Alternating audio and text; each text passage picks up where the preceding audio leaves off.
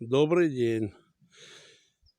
Я нахожусь недалеко от станции Измадынова, а это красивая местность.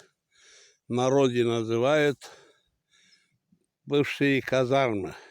Видимо, тут раньше бараки были. Ну, говорят, вот именно в этих домах жила татарская семья. Сейчас дети, говорят, за границей. Видимо, родители когда-то работали на этой железной дороге, то ли обходчиками, то ли смотрителями, я не знаю, кем они работали.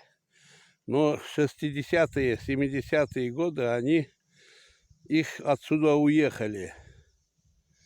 Многие видели несколько лет тому назад,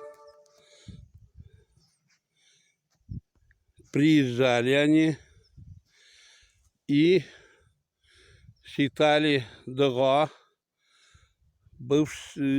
умершим родителям. Это место они почти забыли, но из сада Измадынова Довголь Петрович привел их сюда, показал. Они тут много ходили, и у них такая была ностальгия по родным местам. Это ихняя малая родина. Жаль, что я не знаю имя, отчество. Там женщина, главная, была. Видимо, дочка тех, которые тут жили. Вот такая интересная история. Местность очень красивая. Тут грибные места, ягоды. Каких только нету растений. Не зря сейчас тут заказник государственный.